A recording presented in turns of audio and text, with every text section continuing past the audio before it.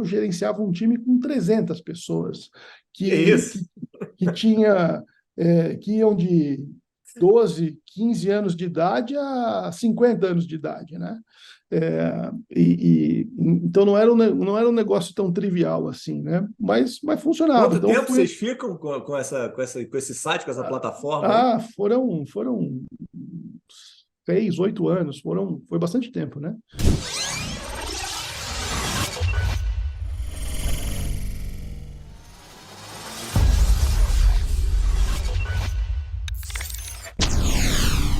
Fala, doutores! Eu sou Ricardo Valente, oftalmologista aqui do Rio de Janeiro, idealizador do canal Fala Doutores, canal esse que você já vem conhecendo, vem trazendo as celebridades aí da medicina para brilhantar a nossa vida, sempre privando pela cabeçada, por todas as cabeçadas que elas dão por toda a sua jornada, mas obviamente valorizando suas conquistas, né? Tentando de alguma forma humanizar essa nossa medicina.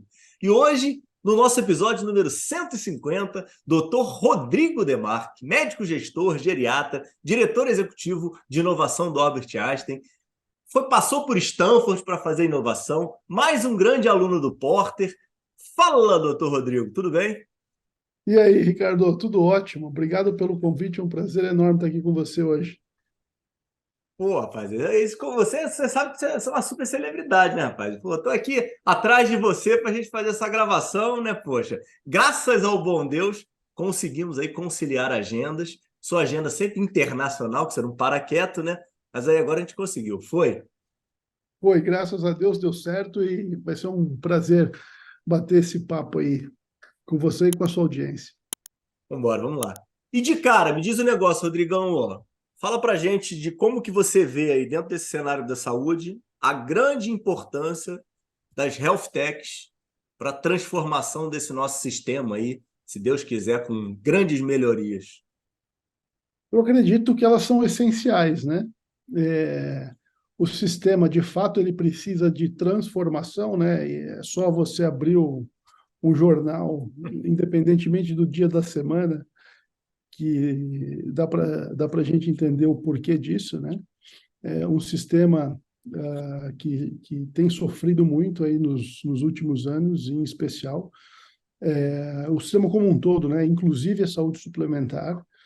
É, e eu entendo que as health techs, né, elas são um fio de esperança, digamos assim, para que se possa construir, transformar de fato, mudar as coisas que precisam ser mudadas no sistema, de uma maneira sustentável, né? É óbvio que as health techs sozinhas não farão isso, né? Eu não acredito nisso, inclusive, né? Eu não acho que a solução, digamos assim, para o sistema de saúde está apenas nas startups, mas eu entendo que elas sim podem desempenhar um papel fundamental junto às grandes instituições de saúde nesse processo de transformação, né? Seja por conta de modelos de negócio inovadores, seja por conta do desenvolvimento de tecnologias inovadoras que tragam mais eficiência para o sistema, né? Mais escalabilidade para soluções de qualidade, né? Para o maior número de pessoas possível, enfim. Seja por qual for a razão, né? Elas têm um componente aí de transformação importante do sistema, né? Mas sozinha, obviamente, não vão fazer isso. Concordo totalmente contigo. E me diz o negócio, da onde que o doutor Rodrigo sai, cara? Você não é de São Paulo, não, né, pô? Não, eu tô em São Paulo há quase 20 anos, né? Eu sou de Santa Catarina, estudei medicina em Blumenau, e depois vim para São Paulo em 2005 e estou aqui desde então, né? Estudei primeiro geriatria lá no Hospital das Clínicas, do Hospital das Clínicas fui trabalhar no Hospital Alemão Oswaldo Cruz, também aqui em São Paulo, Hospital Filantrópico, onde eu fiquei por 10 anos, né? E foi lá que eu me transformei num gestor, na verdade, né? É, Desenvolvendo projetos voltados à promoção da saúde, gerenciamento de doenças crônicas, gestão de saúde populacional, e foi lá também que eu aprendi muito sobre tecnologia na área da saúde, né? Então, foi desenvolvendo projetos dessa natureza lá no Hospital Alemão Oswaldo Cruz, que eu participei, daria para dizer, da construção, né, de uma plataforma de gestão de saúde populacional, que foi, inclusive, inicialmente baseada na compra de uma startup, né? Então, em 2014, mais ou menos, 2015, nós compramos uma startup e, em cima dessa plataforma, se começou a desenvolver o que nós entendíamos, né, que seria uma plataforma ideal, digamos assim, de gestão de saúde populacional. E por conta desse projeto, eu conheci a Stanford, né? Conheci a Stanford com mais profundidade, digamos assim, né? Esse projeto foi baseado em uma parceria construída entre o Hospital Alemão Oswaldo Cruz e a Stanford University. E por conta disso, eu descobri na Stanford um centro em que se ensinava inovação em saúde, né? Chamado Stanford Byers Center for Biodesign, né? Então, o primeiro centro acadêmico no mundo a ensinar inovação em saúde, né? Que nasceu com o propósito, essencialmente, de ensinar estudantes de medicina, estudantes de engenharia, estudantes de administração, o processo de inovação em saúde, que lá se chamava de biodesign, né? Então, quando eu descobri isso, eu falei, eu quero estudar esse negócio, né? Quero aprender como é que se faz uma startup de saúde, né? Enfim, fiz um application, fui aceito em 2016 e aí eu pedi demissão e fui morar nos Estados Unidos, fui para lá estudar. Foi assim que aconteceu. Você fica nos Estados Unidos? Esse teu programa de Stanford Sim, era direto? Ficava foi fixo? lá, sim, fui para lá com família e com tudo, né? Em 2016, quando eu recebi a carta, digamos assim, da Stanford, que eu tinha sido aceito no processo seletivo, né? E me convidando a fazer a matrícula, né? A minha esposa estava grávida, inclusive, né? E acho que isso era lá Teu por primeiro filho. meu primeiro filho, né? Isso era em outubro, mais ou menos, de 2016. O meu filho nasceu no dia 1º de dezembro, né? Obviamente, eu super feliz, né? Porque eu procurava aquilo por alguns anos já naquela época. E a minha esposa falava para mim, bom, como é que nós vamos? Eu tô grávida, né? O filho vai nascer daqui 1 mês e meio, 2 meses, né? Enfim, mas no final do dia deu tudo certo, né? Eu fui para lá um pouco antes, fui em dezembro e eles foram um pouco mais tarde lá por final de fevereiro, início de março, né? E, enfim, aí fiz o meu programa lá e voltei em 2017, segundo semestre de 2017, aqui para o Brasil, já tendo inventado, né, submetido uma patente, né, naquela ocasião ainda era uma patente provisória que depois se transformou numa patente que foi a primeira etapa, digamos assim, para que a gente criasse uma startup, né? E por conta dessa patente nós conseguimos funding da prefeitura de Tóquio, e enfim, aí essa startup começou a se desenvolver, né? Ela se chama MARRI, né? Marital Relationship Improvement, é uma brincadeira, né? O nome da startup é uma brincadeira no sentido de a área, digamos assim, de estudo, né? Era a área de apneia do sono e naquela ocasião a gente, estudando o assunto, identificou que o ronco, né, uma das principais causas de divórcio no mundo, né? A terceira principal causa, né?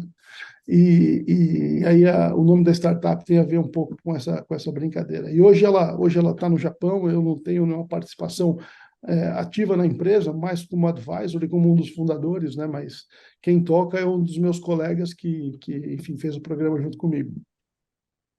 Que legal, cara. Não sabia disso, não. Isso daí é bacana, hein? Mas me diz um negócio: como é que foi essa decisão? Isso daí é algo que muita gente tem insegurança, tem dúvida. de pedir demissão e resolver estudar, se aprimorar num outro país?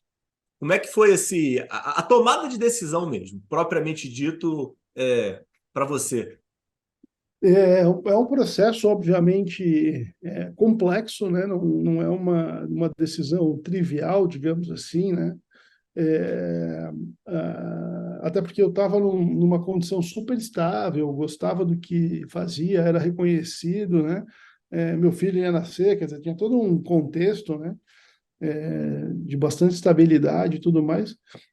Mas aí o contraponto é a realização de um sonho, né? À medida que esses projetos, né, que foram se desenvolvidos em parceria com a Stanford iam acontecendo, né, eu fui me apaixonando pela Stanford, né?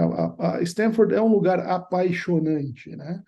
Não tem como você não botar o pé naquele lugar e sentir que qualquer um mesmo, de fato, tem condições de fazer coisas que possam impactar o mundo, né?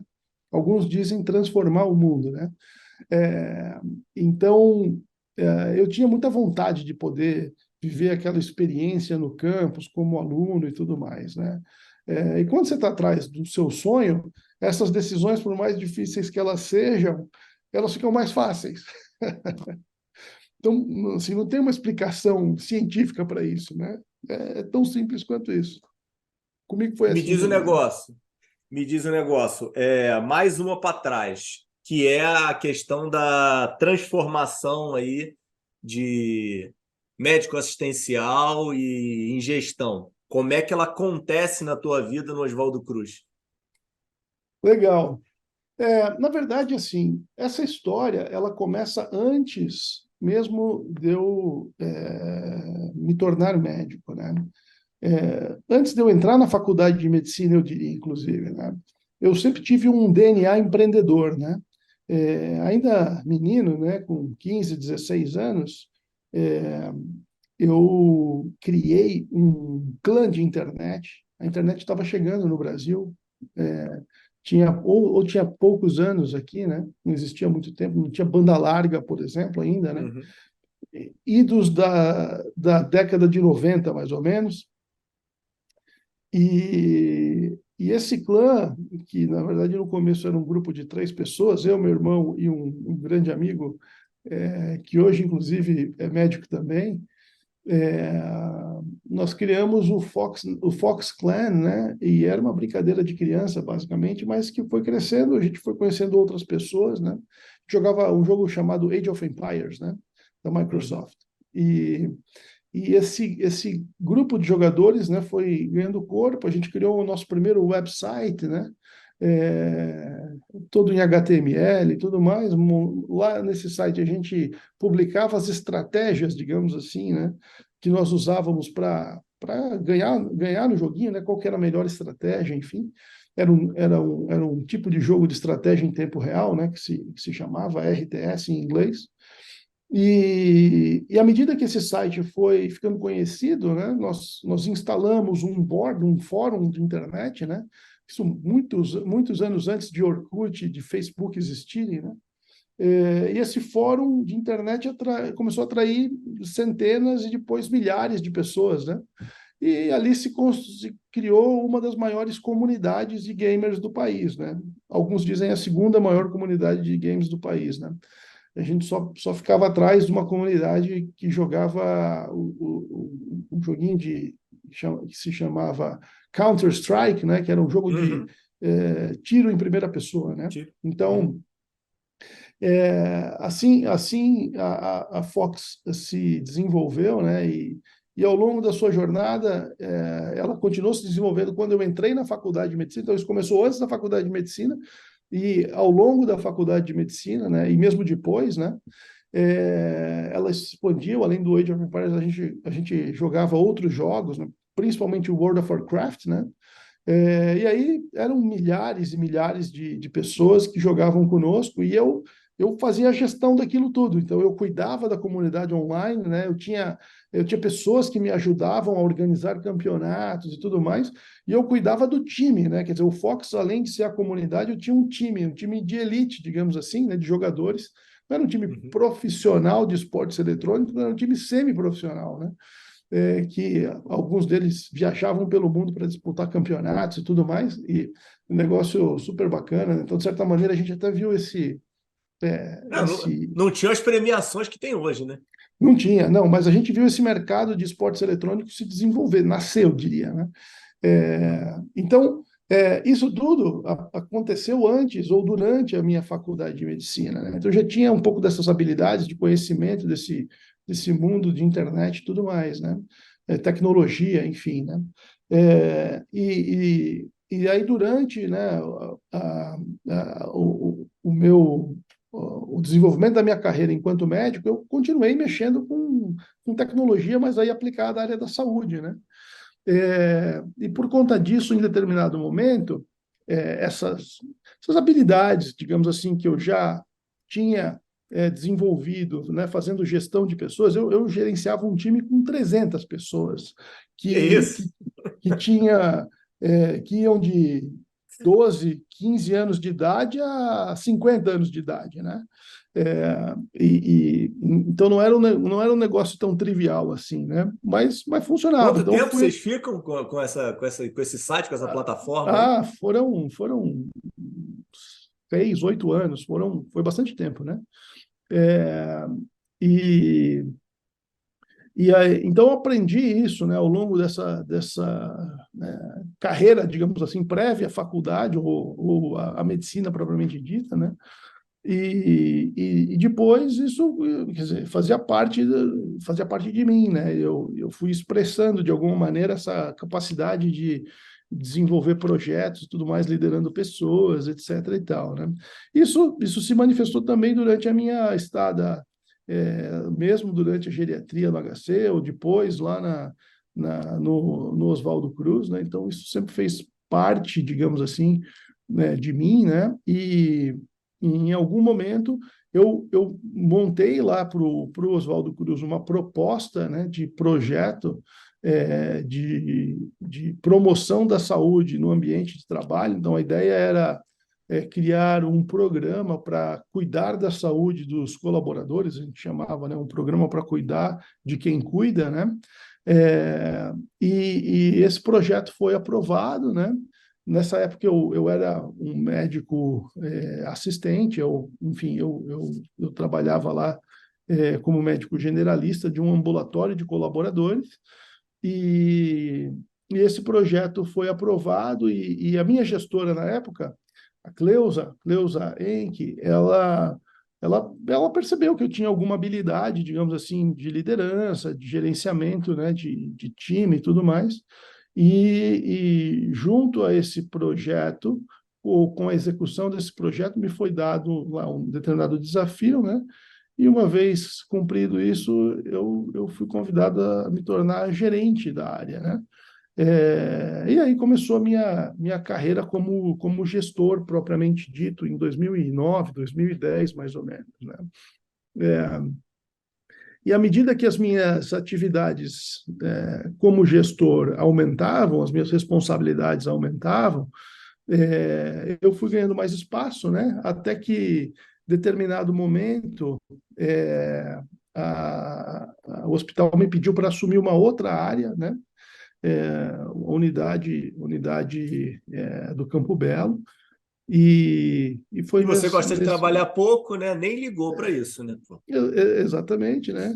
Eu trabalho pouco. E nesse momento eu tomei a decisão de me dedicar, digamos assim, exclusivamente à gestão, né? E aí deixei de clinicar, isso alguns anos mais tarde, e hoje em dia basicamente é o que eu faço, né? Então eu Olhando para sou trás, foi tranquilo isso, Rodrigo? foi, Decisão eu natural? eu acho que foi tranquilo, foi uma decisão quase que natural, né? Uhum. Eu gostava muito do que eu fazia, então não era um sacrifício, né? Obviamente eu estava sempre aprendendo coisas novas, mas sair um pouco da zona de conforto nunca foi algo que me desestimulasse. Pelo contrário, né? Uhum. Eu gosto de ser desafiado, digamos assim, né? É, então, assim, se eu estou aprendendo, se eu estou num ambiente em que eu não conheço tudo exatamente, e um ambiente como esse tende a me estimular, né? E ali não Uhum. foi diferente, né? Então, é, eu diria que foi um processo bastante natural. Me diz outra coisa, você acabou que conseguiu fazer uma das melhores coisas do mundo, que é aprender skin the game, né? Aprender trabalhando e fazendo as operações. Mas, ao mesmo tempo, vendo o teu currículo, você buscou alguns cursos para te dar solidez e maior destreza dentro do que você estava executando.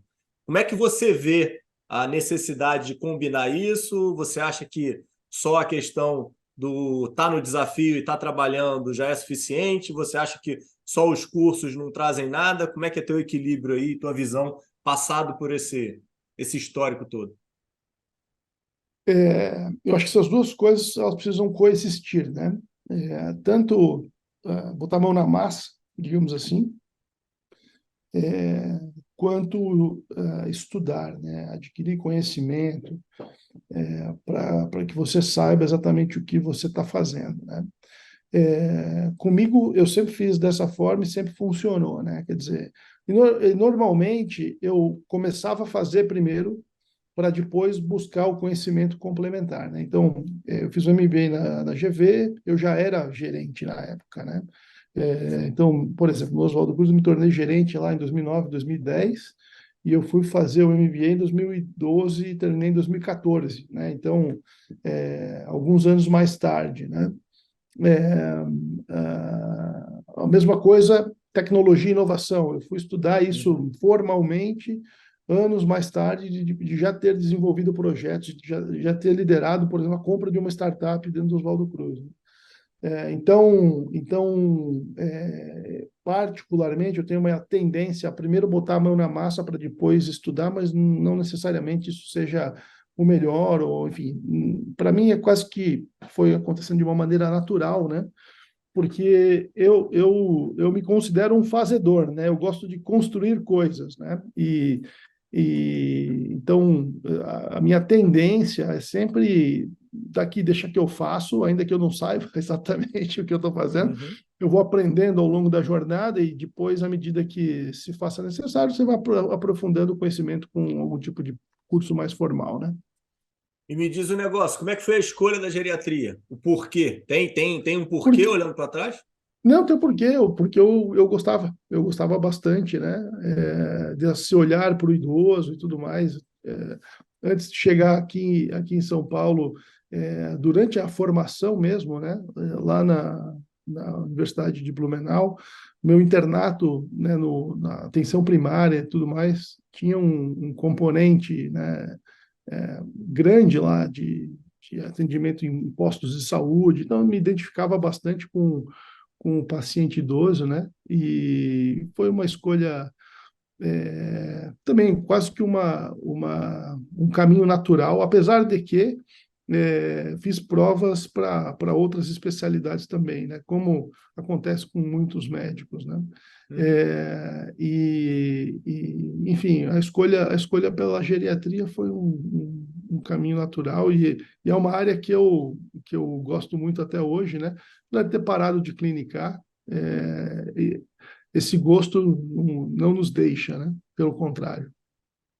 E como é que era a tua composição familiar, Rodrigão, no início de tudo? Como é que era aí tua base aí, pais presentes, ausentes? Falou do teu irmão é médico também?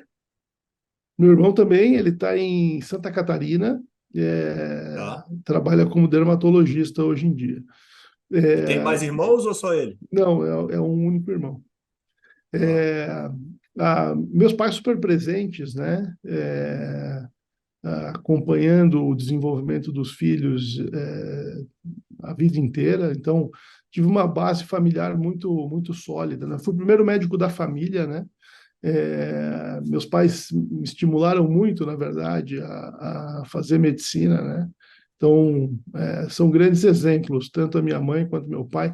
E o gosto pelo trabalho eu puxei dos dois, né? Porque sempre trabalharam muito, né? Então, isso vem de família. E me diz um negócio, essa tua empreitada aí nos Estados Unidos, você fica quanto tempo lá? São 8 meses. Eu vou em dezembro e volto em agosto, mais ou menos. E aí, não, mas então tua esposa e teu filho ficam lá 6 meses com você. Um pouquinho menos do que isso, porque eles foram para lá em março, mais ou menos. 5 meses. Eu estou sentindo que você está se aliviando um pouco, né?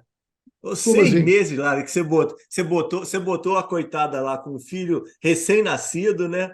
E aí você está diminuindo um pouco para ela não lembrar, né? Do tempo todo que ela ficou, que já passou um tempo. Então você já está aliviado dessa parte, né?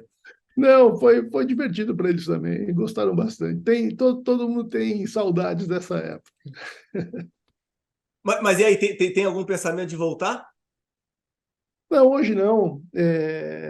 Em algum momento futuro, talvez, né? Mas hoje não. Eu tô super bem onde eu tô e acho que tem bastante coisa para se fazer aqui no Brasil. O Brasil, de certa maneira, precisa também, né, de bons profissionais. Eu me considero um bom profissional. Acho que a gente tem aí a nossa contribuição a dar para o país, né? Então, por enquanto, a ideia é ficar por aqui mesmo. E me diz o negócio, como é que é a transição para o Einstein? Como é que foi esse momento aí? Como é que foi a questão de convite e oportunidade? Estava com algum projeto vinculado ou não? Com o Einstein, eu tenho a seguinte história, né? Quando eu saí do Oswaldo Cruz, é, entre o meu pedido de demissão no Oswaldo Cruz e a minha ida para Stanford, né? O Einstein veio falar comigo, né? A Priscila e o Eliezer era o diretor da época, né, de uma área que hoje ele é o diretor do sistema de saúde, na época uma área que se chamava aqui de MDA, né, Medicina Diagnóstica Ambulatorial, e ele estava estruturando um grande projeto aqui de gestão de saúde populacional, né? Eles conheciam um pouco do meu trabalho lá no Oswaldo Cruz, e eles vieram falar comigo, né? Com esse intuito de me trazer aqui para o Einstein, né? Mas eu já estava com passagem comprada, já estava amarrado de tudo quanto é jeito, não tinha mais como voltar atrás, né? E, enfim, a gente se conheceu lá e ficamos de voltar a falar em algum momento futuro, né?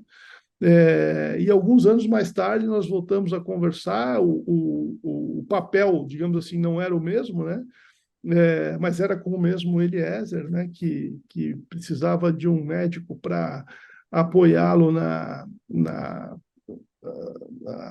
conexão, digamos assim, entre as áreas de serviço, né, e as áreas de tecnologia, né? Alguém para fazer um papel de tradução juramentada, digamos assim, né? E por conta do meu background, enfim, da minha experiência, né? Eu acabei vindo para cá como gerente médico de tecnologia. Então, eu trabalhava com as áreas assistenciais e com as áreas de tecnologia, fazendo justamente esse meio de campo, né? Depois de um ano aqui, isso foi no final de 19, né? Outubro de 19, mais ou menos, novembro.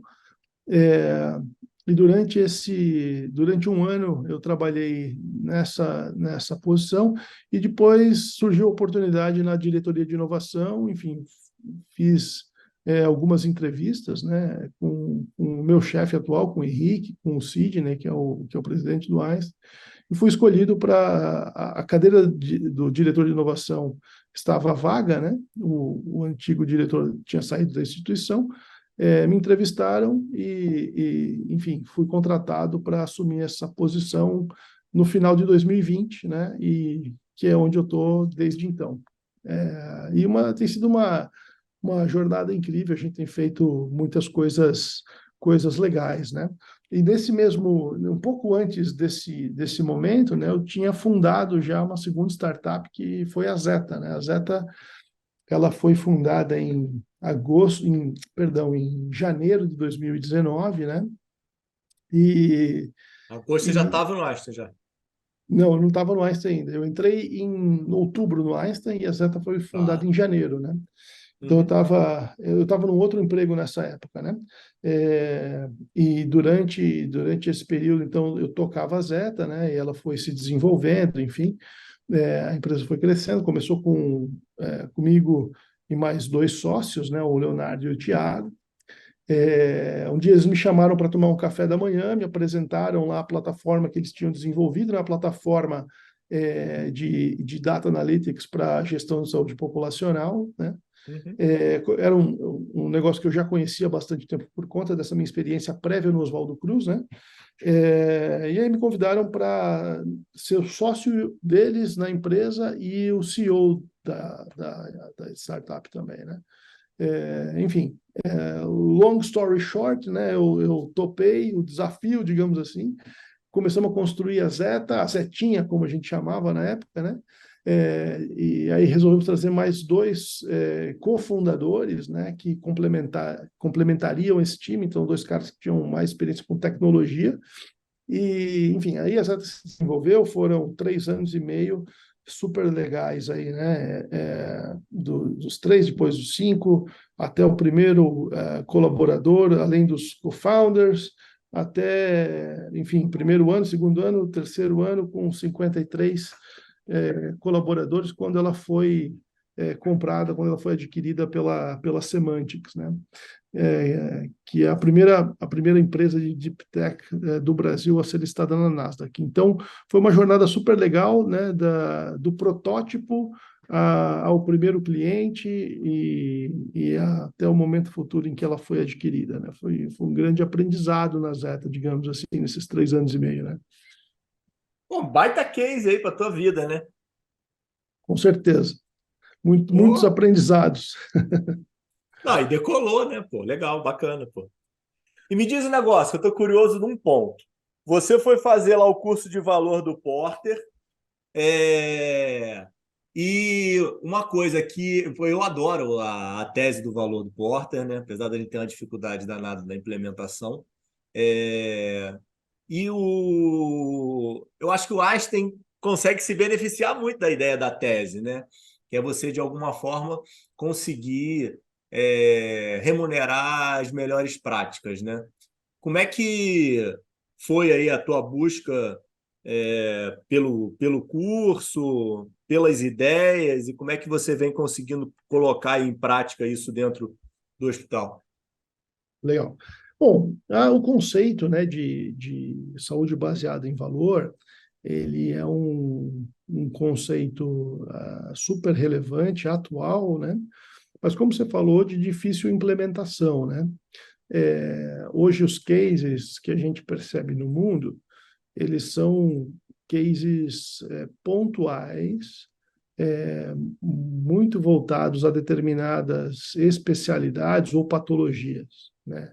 O que Uhum, ainda não se conseguiu fazer é um modelo de VBHC é, sistêmico, né? Que olhe todo um sistema de saúde, né? Por isso que muitos, inclusive, questionam, né? Se isso realmente funciona e tudo mais. Conceitualmente falando, faz todo sentido, né?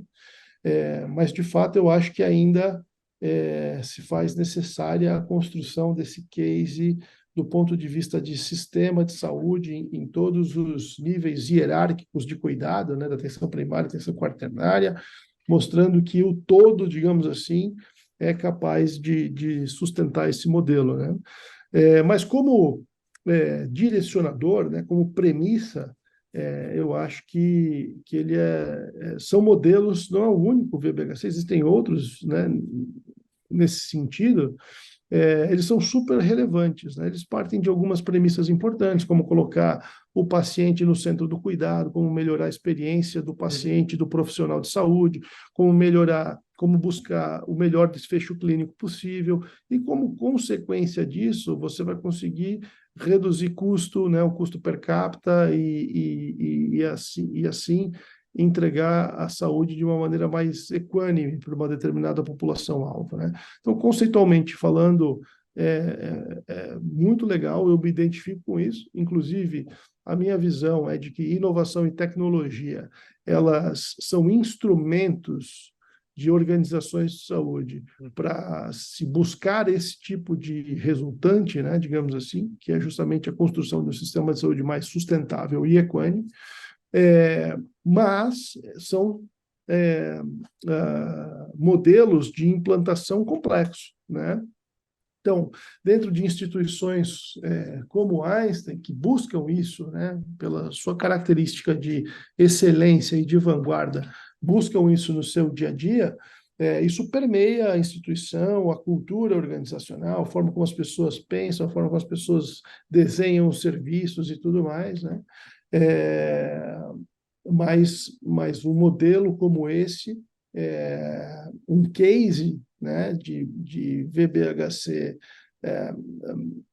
por todo um sistema de saúde, ele ainda não existe em lugar nenhum do mundo, né? Então, a gente percebe que as maiores instituições, os maiores sistemas de saúde do mundo buscam, né, exatamente a construção desses modelos teóricos, né, que têm, enfim, em vistas melhor entrega de saúde possível do ponto de vista de qualidade assistencial, mas dentro de um modelo em que isso seja economicamente viável, sustentável, né? Esse é o grande desafio. Quem sabe um dia a gente chegue lá, né? Essa é uma busca permanente, né, digamos assim, de qualquer instituição que queira ou que se propõe a ser uma instituição de excelência, né? Com certeza, bem por aí. E me diz o negócio, falar nessas jornadas aí que você está participando, vamos colocar dessa forma aí. Outro dia você postou lá no LinkedIn sua volta de Israel, tem poucos dias que você já chegou, né? Essas jornadas elas estão só para grupos fechados, Rodrigo? Ou médicos e profissionais de saúde, de alguma forma, já tem possibilidade de estar junto com vocês, ou vão poder em algum momento estar? Como é que vocês estão trabalhando aí nessas jornadas aí? Legal. Eu voltei há exatos um dia, né? Também conhecido como ontem, né? É, não, os programas são abertos, são um programa é, muito legal, né? Ele foi idealizado aqui pela nossa área de ensino e pela área de inovação do Einstein, né? Com o propósito de levar para Israel profissionais de saúde, né? Então ele é aberto a qualquer pessoa, né, que queira fazê-lo. Para Vou, aquele vou te interromper aqui com toda a minha indelicadeza do mundo para elogiar publicamente a área de ensino de vocês, que vocês estão construindo uma trajetória brilhante. Mas segue, só para Muito deixar obrigado. registrado aqui. Obrigado. O ensino do Einstein aqui é realmente incrível. Tem feito coisas muito legais e de grande impacto e crescido muito, né? Obrigado. Eu vou retransmitir, inclusive, o seu elogio aqui para a nossa equipe. É, Mas, como eu ia dizendo, isso é um programa aberto, né, que tem como intuito, ou seja, qualquer profissional pode se matricular e ir para lá conosco, né, mas tem como intuito apresentar para as pessoas o ecossistema de inovação em Israel, né, que as pessoas Uhum. possam entender como a dinâmica entre a tríade, né, que existe, que é governo, academia e setor privado, como essa tríade, ou esse tripé, né, ele funciona de uma maneira sinérgica, né, e como a partir daí uma verdadeira indústria, né, se desenvolveu, né, que é a indústria da inovação. Israel hoje Uhum. exporta suas startups para o mundo inteiro, né? Então, o objetivo do curso é levar as pessoas para lá, né, para que elas possam entender com profundidade como é que esse ecossistema, como é que essa tríade funciona, na teoria, mas também na prática, né? Vendo lá as apresentações, enfim, a gente tem uma série de visitas, né, que vão desde hospitais, né, como o Shiba, como o Rambam, que são sistemas de saúde, né, que estão lá em diferentes regiões de Israel, ou mesmo o Schneider's Children's Hospital, né, que é hospital de crianças, assim como institutos de pesquisa, né, como o Weizmann Institute, ou então universidades, né, como a Bar-Ilan e o Ternion, né? O Ternion é uma universidade, né, um instituto de tecnologia, como se fosse o MIT de Israel, né? Uhum. Entendendo como esses órgãos funcionam, né? E também a relação que eles têm com o governo, quer dizer, o Shiba, por exemplo, é um hospital público, né? E é um dos melhores hospitais do mundo, os 10 melhores hospitais do mundo, né? É, conversando com agências governamentais, como a Innovation Authority, Autoridade de Inovação de Israel, né? Que não é um ministério, mas tem uma autonomia, digamos assim, ela é uma entidade autônoma, né? Para construir e direcionar as iniciativas de inovação, né? E olhando também para o setor privado, né? Com as incubadoras, né? Com os fundos de venture capital, com as próprias startups, né? Então, mostrando como esse ecossistema, né, super maduro funciona, né? E a partir desse entendimento, como é que a gente faz a tradução disso para a nossa realidade aqui no Brasil, né? Como é que a gente pode trazer um pouco desse aprendizado e aplicar dentro das nossas organizações, mesmo na nossa sociedade, né? Como é que a gente concatena, digamos assim, as nossas forças, né, para que a gente consiga fazer com que esse ecossistema de inovação aqui no Brasil também possa se desenvolver, né? Então, essencialmente, essa é a ideia do programa, né? A segunda temporada que a gente faz, né? Certamente faremos mais uma no ano que vem. E esse programa está aberto também, né, a organizações que eventualmente queiram levar apenas os seus colaboradores, né, para lá. Então, em novembro, nós estamos indo com uma terceira turma aí de uma operadora de saúde que vai levar 30, 35 executivos para lá com esse intuito, né? Quantos dias vocês ficam lá, Bruno? É uma semana, o programa dura exatamente uma semana. Começa no domingo, termina na quinta-feira. E na sexta-feira tem um momento de visita à cidade de Jerusalém, que faz parte da programação, mas aí é uma atividade não técnica, digamos assim, né? As atividades técnicas, elas começam no domingo e terminam na quinta. Então, são 6 dias ou 5 dias. E tem o limitador de língua? É só em inglês? Não, nesse ano, por exemplo, nós tivemos tradução simultânea, né? Então, ainda quem não fala inglês ou quem não fala inglês consegue acompanhar tranquilamente com os tradutores, né? Consegue se comunicar, pode fazer a pergunta em português que o tradutor faz a tradução reversa, no caso, né? Então, mesmo quem não fala inglês consegue acompanhar super bem o programa. Pô, que legal, que legal. E vocês estão promovendo outros locais ou hoje está exclusivamente lá para o Israel? Ano que vem teremos mais um local que eu não posso falar ainda, porque é segredo. Estamos finalizando aqui Tá a, bom. a confecção, digamos assim, a construção desse programa aí, Pô, que mas, legal. mas, mas vai acontecer. Ano que vem tem mais, além de Israel, nós teremos mais um lugar. E me diz o negócio, dá para melhorar então, né? Temos esperança. Sim, né? Quer dizer, a gente acredita muito nisso, né? No poder transformador que a disseminação desse tipo de conhecimento pode ter na sociedade, né? É, Obviamente, quando você entende um pouco mais como Israel, por exemplo, funciona, você percebe que são vários aspectos, né? Aspectos culturais, a forma, o contexto, digamos assim, né, daquela nação em relação às suas fronteiras, né? Quer dizer, com guerra e tudo mais. Tudo isso leva ao seu contexto histórico, né? Como é que o país se formou e tudo mais. Tudo isso leva, digamos assim, o próprio ambiente, né? Quer dizer, deserto, né?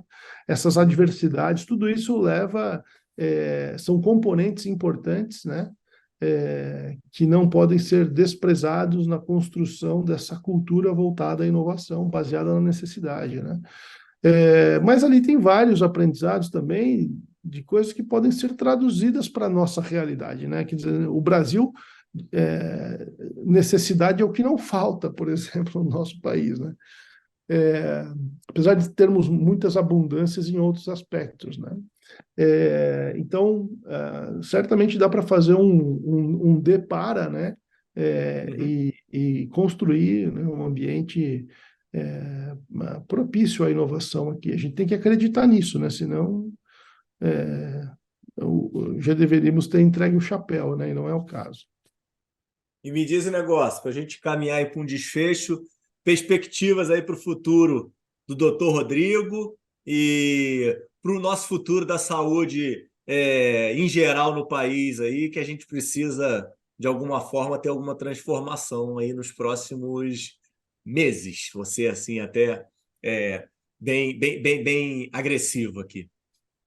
Sim, bom, as minhas perspectivas profissionais, é, ah, elas são animadoras, eu diria, né? Eu gosto muito do que eu faço, eu estou dentro de um ambiente em que eu posso expressar, digamos assim, o melhor de mim, né? Tenho grandes colegas de trabalho, tenho um time maravilhoso, enfim. Eu só tenho coisa boa, né, a dizer das pessoas com as quais eu trabalho e da organização onde eu estou inserido, né? Então, eu me sinto um privilegiado, inclusive, nesse sentido, né? A mesma coisa pessoalmente falando, tenho uma família maravilhosa, então, enfim, nesse sentido também está tudo certo, né? Agora, o contexto do nosso sistema de saúde, ele é um contexto desafiador, né? Não se pode negar. Eu acho que a gente tem aí algumas barreiras a serem ultrapassadas, né? Vamos ver como é que se desenvolve enfim, os próximos meses aí relacionados à saúde suplementar. Não acho que seja um ambiente trivial, digamos assim, mas eu de fato acredito que a gente, né, enquanto sociedade, vai encontrar um caminho, né, para, enfim, ultrapassar esse mar mais revolto, né? Qual é a solução, provavelmente dito, eu não sei, né? Mas eu acho que a gente tem condições, sim, de encontrar aí a melhor forma. Eu acredito que isso que nós fazemos aqui no Einstein, por exemplo, é parte importante dessa solução, né? Quer dizer, um foco muito grande na qualidade, né? Entregar uma saúde uma assistência à saúde de excelência, de qualidade para as pessoas, do uso adequado, inteligente, responsável, incorporação responsável de novas tecnologias, né, para fazer com que essa assistência de excelência atinja um número cada vez maior de pessoas, né? Eu acho que essas coisas, além de investimento em educação, em capacitação, para que cada vez o número maior de profissionais seja bem formado, né, seja bem capacitado, seja bem instrumentalizado, para viabilizar justamente essa entrega assistencial, ou então que possa expressar esse conhecimento na forma de pesquisa e com isso gerar valor, né, para a sociedade e transformar esse conhecimento em tecnologias que vão, né, ajudar a entregar esse propósito por meio da inovação. Eu acho que esse é o caminho, né, mais adequado para construir um sistema de saúde sustentável. É isso que a instituição tem feito, né? É nisso que eu particularmente acredito também. Então, com base nessas coisas, eu tenho esperança de que nós vamos encontrar uma forma para momentos melhores, digamos assim, né? Dentro do nosso sistema de saúde, né? Apesar de saber que não é Mas fácil. não é fácil mesmo. Mas assim, maravilhoso. Doutor Rodrigo, queria agradecer imensamente aí tua participação aqui no canal. Agradecer do seu profissionalismo de estar aí voltando de viagem. É, ontem estarmos aqui gravando após seu batente aí agressivo. Então, dizer aí que eu acho que esse comprometimento e essa colaboração que você está tendo aí comigo, com o canal, é de tirar o chapéu mesmo. Te agradeço de verdade aí pela tua participação. Se me manda link para botar aqui para o pessoal poder acessar o curso do ano que vem, a turma do ano que vem, tá? Da expedição. Acho que é legal a gente divulgar. E de verdade, Rodrigo, obrigado. Vai descansar, vai encontrar teus pequenos aí, vai encontrar tua esposa, que ela tem um limite também. Poxa vida, vai lá, pô. Legal, vou sim, obrigado você, Ricardo, pela oportunidade aí, pelo papo, super, super legal conversar com você. Finalmente deu certo, a gente tentou algumas vezes, né? Agora saiu. Obrigado aí pela conversa e continua à disposição. Tá bom, brigadão, hein? Tchau, tchau, pessoal. Até terça-feira, semana que vem a gente se vê. Fica com Deus. Tchau.